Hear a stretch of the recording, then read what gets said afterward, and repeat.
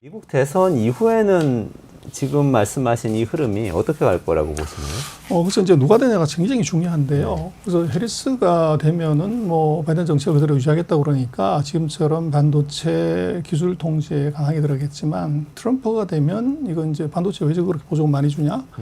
또 IRA 그거 없애버리겠다. 뭐 이런 얘기를 하기 때문에 그 둘 사이의 전략이 굉장히 많이 달라집니다. 그리고 이제 우리로 놓고 보면은 이게 반도체 통제는 뭐 누가 되든 하겠지만 그게 이제 분야가 달라질 수가 있는 거죠. 그래서 트럼프 같은 경우는 이제 보복 관세를 때리겠다.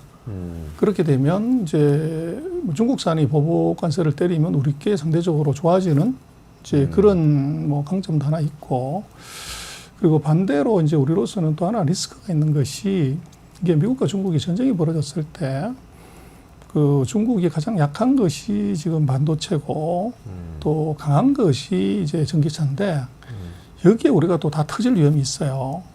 그래서 이제 우리 같은 경우는 둘이 싸워가지고 문제가 됐을 때 중국의 대응이 가장 중요합니다. 어떻게 이제 해리스나 트럼프의 대응이 나오냐고 하는데 거기서 중국이 지금 기술로 미국과 경쟁할 상대는 아닌데 반대로 중국이 갖고 있는 카드가 원재료입니다.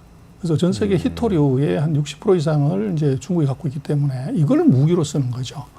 그리고 우리로서는 이제 지금 뭐 대미 수출 흑자가 8월 달에도 뭐 굉장히 잘 나왔지만 문제는 이제 미국으로 하는 전기차하고 예를 들면 배터리, 반도체에 들어가는 원자재의 40에서 80%를 중국에 수입을 해요. 그래서 만약에 둘 사이에서 갈등이 벌어졌을 때 중국의 액션이 이게 기술로 대응하는 것이 아니라 원자재로 만약에 대응을 하러 나오면 그게 일본으로 터질 게 우리 한국이 되는 거죠. 아, 어떻게 그렇게 됩니까? 그래서 원자재 공급 안 해버리는 거죠. 예를 들면 지금 배터리 같은 경우도 뭐 음극재, 양극재, 뭐 전해 이런 게 있다고 하면 예를 들어서 음극재를 만들려면 흑연이 필요한데 흑연의 천연 흑연, 인조 흑연의 거의 90% 100%를 중국이 만듭니다. 그러다 보니까 뭐 예를 들면 핑계를 그렇게 되는 거죠. 요소수처럼. 우리 애들이 요새 공부 열심히 하느라고 연필이 많이 부족해. 그래서 한국으로 흑연 수출 좀 줄이겠다. 이러는 순간에 우리 배터리에서 난리 나는 거죠. 그래서 이제 제2의 요소수 사태 이런 게 생길 수가 있어요. 그래서 그 리스크가 우리한테 있습니다. 그래서 저는 뭐 이제는 우리가 중국이라고 부르지 말고 중동이라고 불러야 되는 것이 이제는 우리가 중간재 수출국이 아니라 미국이나 유럽에 판매하고 있는 제품의 원자재 조달국으로서의 중국이 너무 중요해졌다.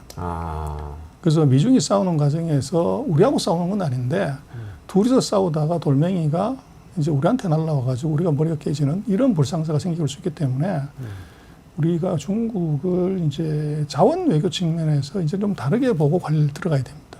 그래서 그런 일이 벌어졌을 때 어떻게 할래? 컨틴전시 플랜, B 플랜, C 플랜이 있어야 되는 거죠. 없으면 이제 제2의 요소수 사태. 우리 뭐 요소수 그게 별거 아니지 않습니까?